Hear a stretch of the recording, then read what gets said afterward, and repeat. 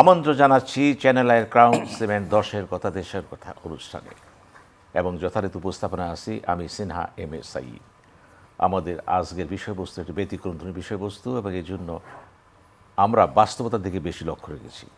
বিষয়বস্তুটা হচ্ছে উন্নয়নের জন্য আয় জরুরি।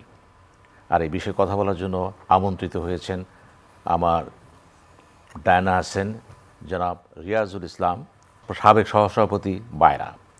আমার ডানে আছেন জনাব সাবেক সচিব জনাব জহুরুল ইসলাম, গণপরিষদ সরকার, এবং তিনি ইতিমধ্যেই রাজনীতি অঙ্গনে প্রবেশ করেছেন এবং এই মুহূর্তে তিনিও একজন রাজনীতিবিদ। আমি আলোচনা শুরু করব জনাব রিয়াজুল ইসলামের থেকে। উন্নয়নের জন্য আয় জরুরি, এই বিষয়টাকে আপনি কীভাবে ব্যাখ্যা করবেন? আসসালামু আলাইকুম। সর্বপ্রথমে চ্যানেলের দর্শকদের শুভেচ্ছা এবং আজকে একটা যুগোপযোগী প্রেক্ষাপট নিয়ে এসছেন। উন্নয়নের জন্য আয় অবশ্যই জরুরি, কিন্তু তার আগে দেখতে হবে আয়ের খাতগুলি কী। সাধারণত আমরা আয়ের খাতকে ঠিক করেই আমরা সঞ্চয়ের দিকে কথা বলতে পারি।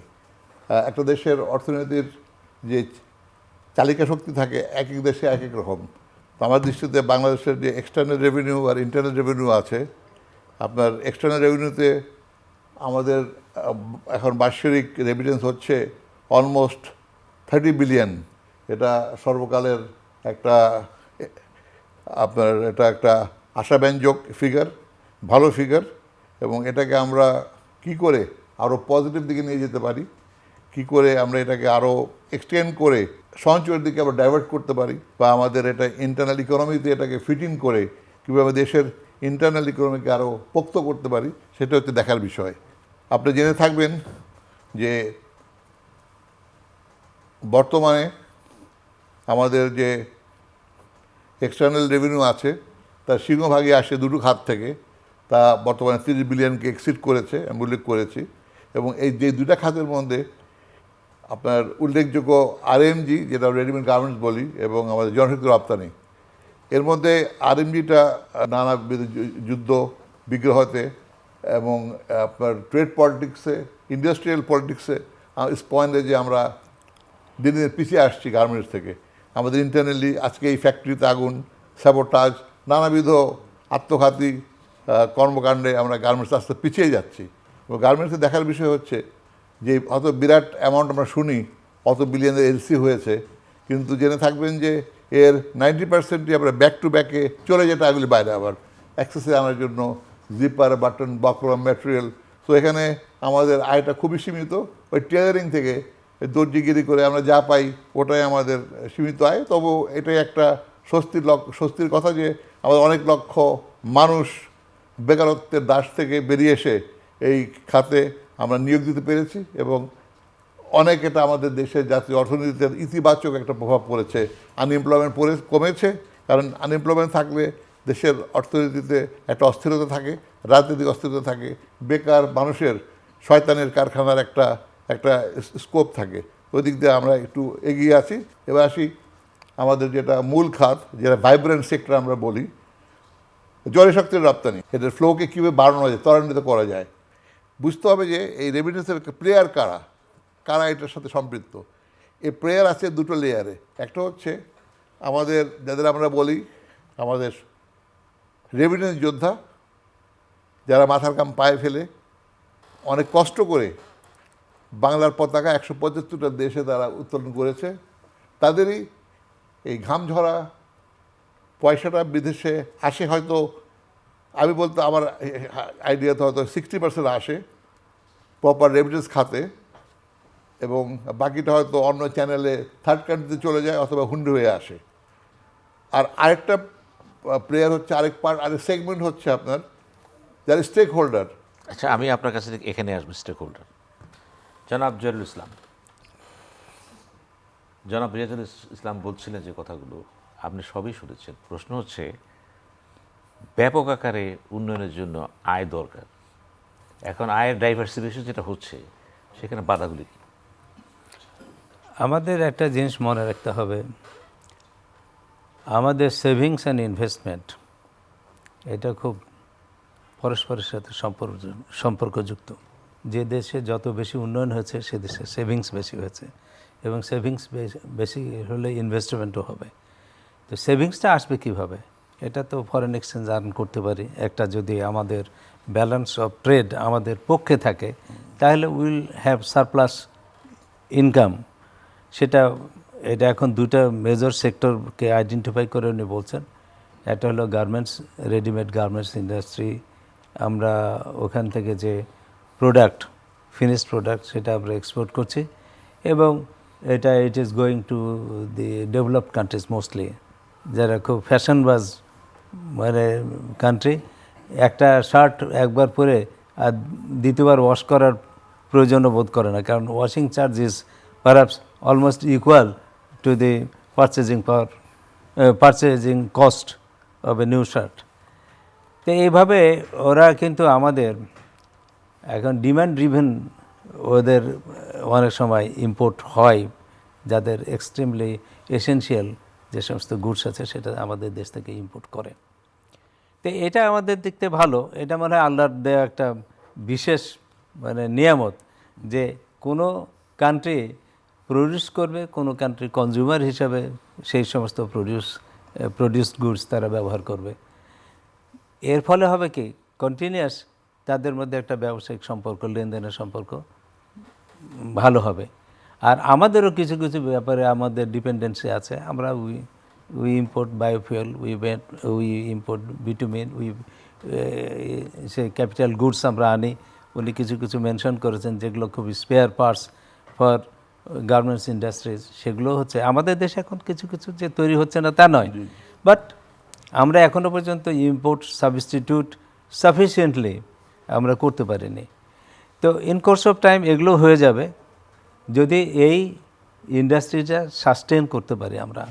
এখানে আমাদের ফরেন মার্কেট যদি ওয়েল অ্যাসিউড হয়, ইউরোপিয়ান ইউনিয়ন, ইউএসএ, কানাডা, তারপরে আরও অন্যান্য দেশ আছে, জাপানও কিছু কিছু নেয়, বিশেষ করে সিল্ক প্রোডাক্টসগুলো তারা পছন্দ করে। আমাদের রাজশাহী সিল্কের ওই গেরুয়া সিল্ক যেটা বলে, সেই সিল্কটা ছাড়া ওদের কুমারীদের বিয়ে হয় না। তো আমি যে কথাটা বলতে যাচ্ছি, এটাতে একটা মেজর সেক্টর অফ আর্নিং। সবথেকে এই সেক্টরের বড় বেনিফিশিয়ারি হলো আমাদের দেশের দরিদ্র জনসাধারণ, যারা কৃষিক্ষেত্রে উদ্বৃত্ত হয়ে গেছে, যাদের ওখানে আপনার কোনো কর্মসংস্থানের সম্ভাবনা সংকুচিত হয়েছে, তারা আসছে কোথায়? গার্মেন্টসে যাচ্ছে। আর কিছু যাচ্ছে কীভাবে? তারা মালয়েশিয়া, মিডল ইস্টের বহু কান্ট্রিজে, এমনকি ইটালি, ইউরোপিয়ান ইউনিয়নে, এমনকি যারা একটু মোর স্কিল্ড তারা যাচ্ছে Canada, USA, Korea, south Korea বললে আবার ফির একটু কনফিউশন হয়। তারপরে সিঙ্গাপুরেও যাচ্ছে, অনেকে অস্ট্রেলিয়াতেও যাচ্ছে, ওয়ার্ক জবস করে। এবং এইসব লোকগুলো যতটুকু আর্ন করছে তার মনে করেন 80%ই তারা আমাদের দেশে ফিরিয়ে নিয়ে আসে। সোর্সটা কীভাবে আসে? অথরাইজ সোর্সে আসে, ব্যাংকের মাধ্যমে আসে, আর হুন্ডির মাধ্যমে আসে। পৃথিবীর সব দেশে হুন্ডির কালচারটা আছে, এটা একদম হ্যাঁ। জনাব রিয়াজুল ইসলাম, আপনি তো ম্যান পাওয়ারের ক্ষেত্রে একজন আইকন, এবং আপনি দীর্ঘদিন ধরে এই লাইনে জড়িত আছেন। এই যে জাপানের সাথে আমাদের ম্যান পাওয়ারের যে কথা বলা হচ্ছে, প্রধান উপদেষ্টা বললেন, আপনি বিষয়টাকে কীভাবে দেখছেন? আপনাকে ধন্যবাদ। আসলে জাপান যখন খুললো, কথা আসলো জাপানে অনেক লক্ষ লোক নেওয়া হবে, তা আমরা খুব উৎসাহিত ছিলাম। সরকার আমাদের প্রজ্ঞাপন দিলেন যে যারা জাপানে কাজ করবে তাদের আবার ভিন্ন করে টাকা জমা দিতে হবে, আর জাপানের লাইসেন্স ভিন্ন নিতে হবে। তো আমার জানা মতে এবং তো 90+ আপনার রিক্রুটেন্সি লাইসেন্স নিয়েছে জাপানে কাজ করার জন্য। কিন্তু পরবর্তীতে জাপান সরকারের কিছু বাধ্যকতা আছে, ওই বাধ্যকতায় মিট করা খুব স্ট্রেনিয়াস, টাইম কনজিউমিং। সেটা কীভাবে? জাপানের স্ট্যান্ডার্ড আছে, ওটা আপনার N4, N5, N3, 4, 5। N5 হচ্ছে আমাদের SSC HSC মাঝামাঝি একটা স্তর, এবং N4টা হচ্ছে গ্র্যাজুয়েশন, N3টা হচ্ছে মাস্টার্স। তার মতো অবস্থা দেখা গেল যারা আগ্রহী যেতে, বিদেশে কর্ম নিতে আগ্রহী, তারা বেশিরভাগই খুব অস্থির প্রকৃতির মেন্টালিটি হয়। They want a quick departure, quick dispatch. এই N3 বলবো না আমি, N4 করতে মিনিমাম 8 মাস থেকে 10 মাস লাগবে আপনি যদি ওই আকারে স্কিলটা রপ্ত করতে চান। N3 করতে ধরেন 4 মাসে একটা মোটামুটি একটা উইথ অ্যাভারেজ IQ একটা ম্যাট্রিক পাস ছেলে সে হয়তো 3-4 মাসে রপ্ত করতে পারে।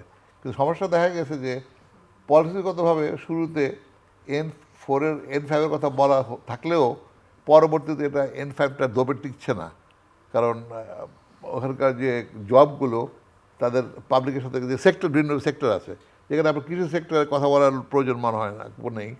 ক্লিনিং সেক্টরে কম কথা বলতে, যেগুলো পাবলিক সেক্টর মনে করেন restaurants, tourism spot, bank, hotel, এসবে কথা বলতে হয়।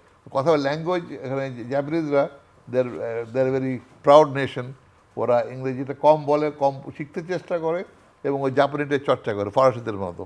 তো ওখানে ল্যাঙ্গুয়েজটা বাধ্যতামূলক, সেই ল্যাঙ্গুয়েজটা আর ওদের যে লম্বা প্রসিডিউর, এটাতে আমাদের রপ্ত করতে খুবই মুশকিল হচ্ছে। ভাষাগত ব্যাপারটা এখানে আছে, ভাষাগত ওদের ওদের কতগুলি নর্মস আছে, টার্মস আছে, 1 বছর লাগে। 1 বছর লাগে, এটা খুবই মন্থর গতিতে যাচ্ছে এবং আমরা খুব এ নিয়ে আশাহত আর কি। যেহেতু আপনার অলরেডি এটা একটা এস্টাবলিশড মার্কেট ব্যান্ড জনসংখ্যা রপ্তানিটা, এটাকে যদি আমরা একটু যত্নশীল হই, সরকার যদি একটু আমাদেরকে সহানুভূতি উইন উইন সিচুয়েশনে পলিসি করে, তার তো এটাকে বর্তমান রেমিটেন্স হচ্ছে 30 বিলিয়ন। আমি দুটো পয়েন্ট বলি আপনাকে। আমরা মোস্টলি যাচ্ছি এখন কী যুগ আসছে আমাদের, 3rd and 4th revolution, industrial revolution আমরা পদার্পণ করছি বা অবস্থান করছি। AI, যেটা মোস্ট অ্যালার্মিং, আপনার আর্টিফিশিয়াল ইন্টেলিজেন্স ঢুকে গেছে মার্কেটে। AI যে কত লক্ষ শ্রমিকের কাজ খেয়ে ফেলবে, you have no idea. Unemployment চরমভাবে বেড়ে যাবে। স্পেশালি উন্নত দেশে তো AI ছাড়া কোনো সুযোগই নাই ফিউচারে। তখন কী করতে হবে? সরকারকে ত্বরিত গতিতে সিদ্ধান্ত নিতে হবে। যারা নাকি আমরা একটু আমরা যাদের আমরা মেধাদীপ্ত বলি, ইন্টারমিডিয়েট লেভেলতে বোঝা যায় যারা A+ পাচ্ছে, তাদের রেজাল্ট মেরিট অনুসারে তাদের AI দিকে তাদের তাদের তাদের ঝুঁকাতে হবে। যারা টোটালি আনস্কিল্ড, তারা অন্তত ভাষাগত শিক্ষা দিয়ে তাদের একটু দক্ষ করে পাঠালে আপনার দ্বিগুণ হয়ে যাবে রেমিটেন্স। এটা আপনার বড় একটা আপনার সুযোগ, এই রেমিটেন্সটা আপনার বৃদ্ধি করা। রেমিটেন্স বৃদ্ধি করলে আপনার আরেকটা জিনিস সাথে করতে হবে যে আপনার এই যে হুন্ডি কেন হচ্ছে, এটা একটা এক্সাম্পল দিচ্ছি। হুন্ডি এটা কখন করে? ধরেন মধ্যপ্রাচ্যে বিশেষ করে একটা সময় থাকে, ওই সময়ের পরে তো আকামা রিনিউ করে, আকামা ওয়ার্ক পরে রিনিউ করে না। মালয়েশিয়াতে আকামা রিনিউ করে না। আকামা রিনিউ না করলে ব্যাংকে গেলেই ব্যাংক অ্যাকাউন্টে তারা লিগাল ডকুমেন্ট দেখতে চায়, তুমি টাকাটা পাঠাও কোথেকে পেলা, what is the source of your income. তখন এই শ্রমিকটা হয় তাকে অ্যারেস্ট করে জেলে নিয়ে যায়, অথবা তার টাকাটা কনফিস করে রেখে দেয়। সেই ভয়ে সে হুন্ডিটা করে। তো এখানে করণীয় কি? এখানে করণীয় আছে, চমৎকার একটা আইডিয়া আছে। আমাদের যে বাংলাদেশের যে সমস্ত শ্রমিক আমদানি করা দেশ আছে, কয়েকটা দেশই তো হাতে গোনা, এই যে major Saudi Arabia, Malaysia, UAE, এইসব দেশে বড় কম্পাউন্ড নেই এমবেসির ভিতরে যে আমাদের সোনালী ব্যাংক, যে সমস্ত ব্যাংক সম্পৃক্ত আছে রেমিটেন্স নিয়ে কাজ করে যারা, ওই ব্যাংকের বুথগুলো যদি আপনি দূতাবাসের ভিতরে এনে দেয়, দূতাবাসের ভিতরে আসতে শ্রমিকরা দে আর নট স্কেয়ার্ড, ওরা স্বাচ্ছন্দ্য বোধ করে। দূতাবাসে এসে তারা মেজরিটি ওয়ার্কার যারা নাকি ইলিগাল হয়ে গেছে বা তারা ডকুমেন্টেড না, আনডকুমেন্টেড, তারা রেমিটেন্সের টাকাটা পাঠাতে পারে। এতে দেখবেন আপনি 25% আপনার রেমিটেন্স বৃদ্ধি পাবে।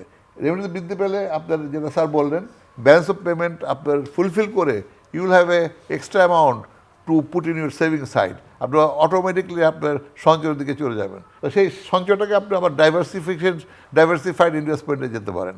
আমাদের তো আস্তে আস্তে ব্যালেন্স অফ ট্রেড বাড়ছে, ট্রেডের পরিধি বাড়ছে।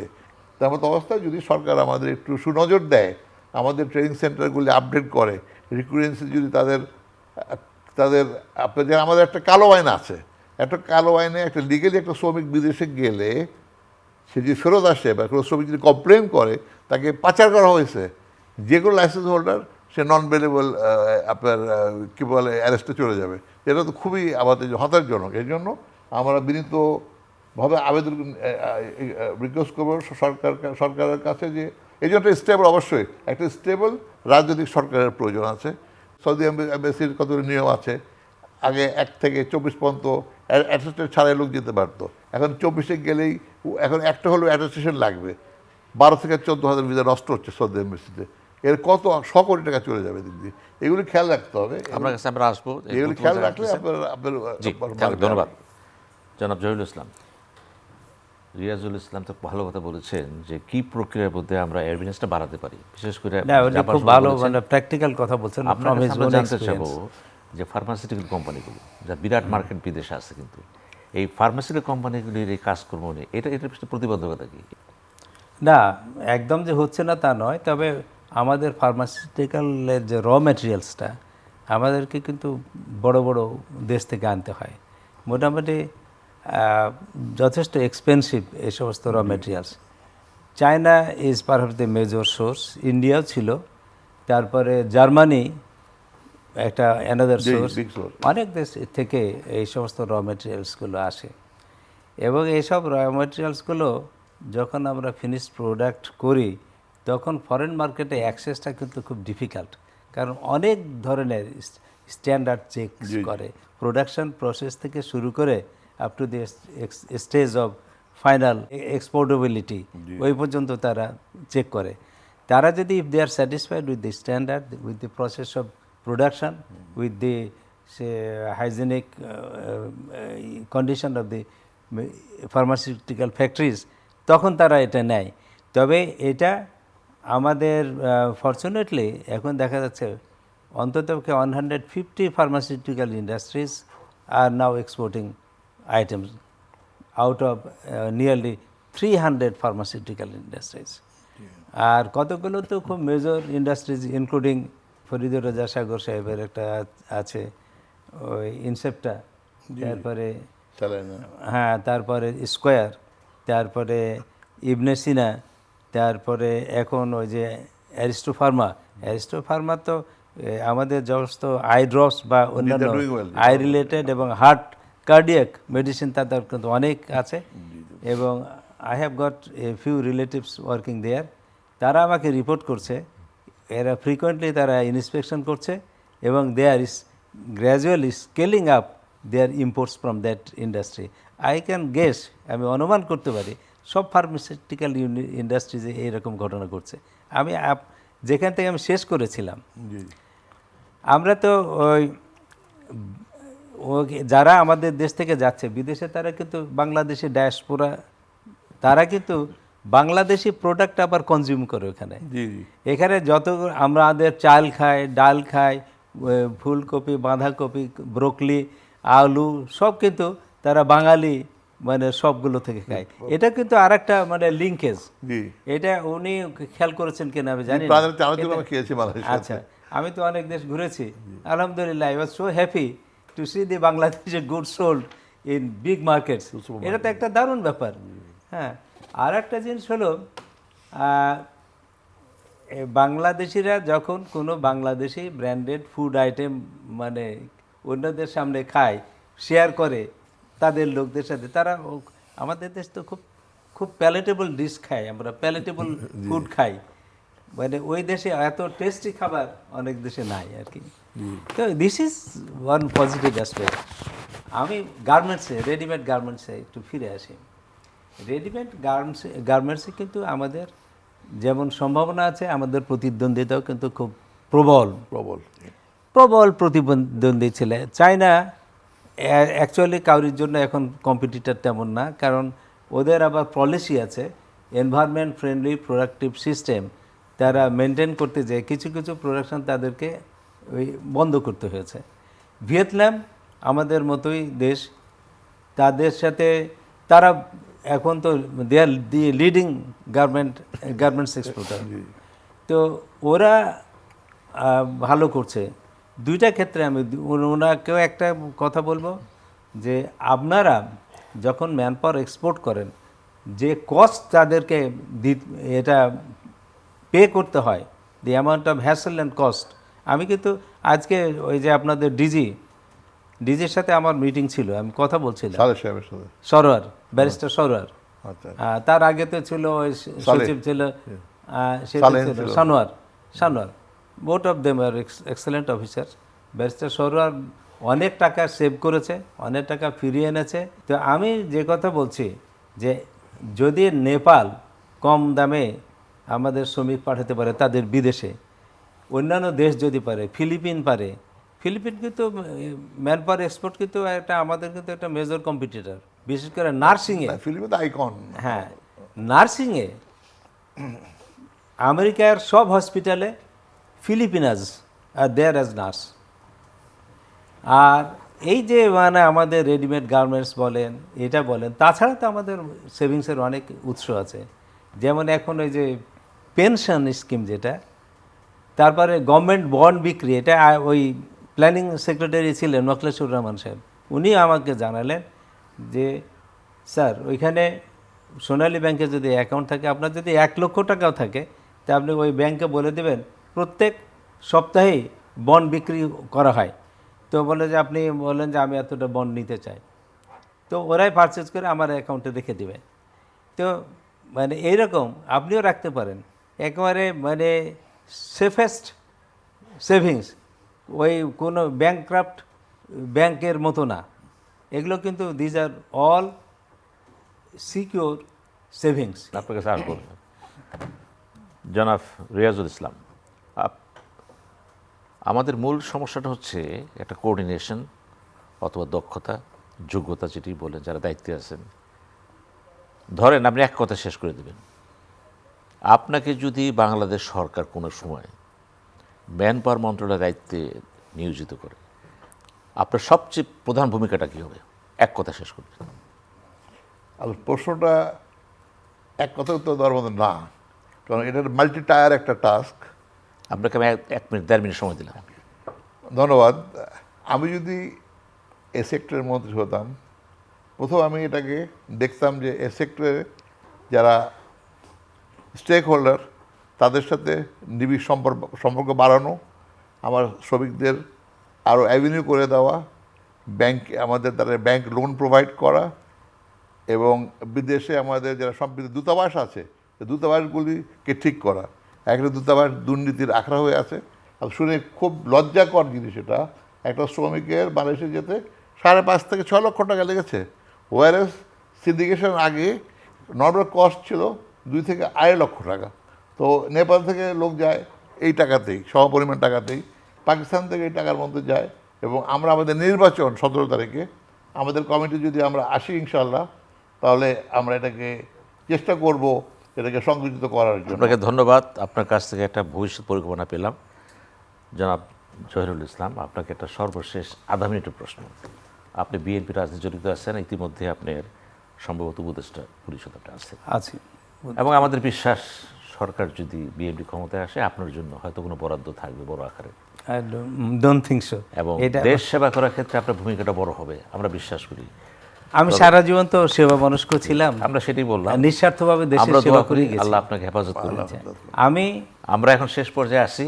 হ্যাঁ, আমি অনেক দিন আগে থেকে বলেছি, ম্যাডাম বেঁচে নাই, থাকলে খুব ভালো হতো, আজকে তিনি হয়তো শুনতেন আমার কথা শুনে। আমি রিয়েলি আই বিকাম ইমোশনাল।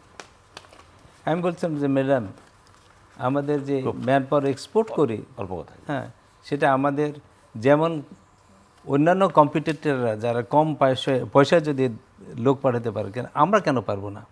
আমাদেরকে উইল হ্যাভ টু অ্যাকচুয়ালি আপনাকে ধন্যবাদ। আপনার এই ডিটারমিনেশন, ডেমলিশ অল করাপ্ট, আপনার এই দৃঢ়তা আমাদের জন্য একটা গর্ব, জাতির জন্য। থ্যাংক ইউ স্যার, আপনাকে ধন্যবাদ। Thank you saying so. এবং আপনাকে ধন্যবাদ জনাব রিয়াজুল ইসলাম। সম্মানিত দর্শক, আমরা শেষ পর্যায়ে আছি। আমাদের আলোচনা ইতিমধ্যেই আপনারা শুনেছেন, এবং দুজন বিদগ্ধ ব্যক্তি ম্যান পাওয়ার এবং বিভিন্ন ক্ষেত্রে উন্নয়নের জন্য যে আয় কীভাবে আসতে পারে, তারা অত্যন্ত বাস্তবধর্মী ব্যাখ্যা দিয়েছেন, এবং তারা দুজনেই যদি বাস্তব জীবনে জড়িয়ে আছেন, এবং তাদের এই বক্তব্যগুলো আপনাদের কেমন লাগলো, কতটুকু উপযোগী হতে পারে, এটা আপনি ভালো বুঝবেন। আমার দায়িত্ব ছিল শুধু তুলে ধরা, এবং এই তুলে ধরার ভিতর দিয়ে আমাদের মেসেজ একটাই, উন্নয়নের জন্য আয় জরুরি, এবং এই আয়গুলোকে যত দ্রুত সম্ভব বিভিন্ন অবয়বে বিভিন্ন ক্ষেত্রে বিকশিত হতে পারে, সেই জন্য প্রয়োজন একেবারে প্রত্যেকটা ক্ষেত্রে নেতৃত্ব। আশা করি আগামীতে এই নেতৃত্ব বাংলাদেশ আরও আলোকিত হবে। ধন্যবাদ।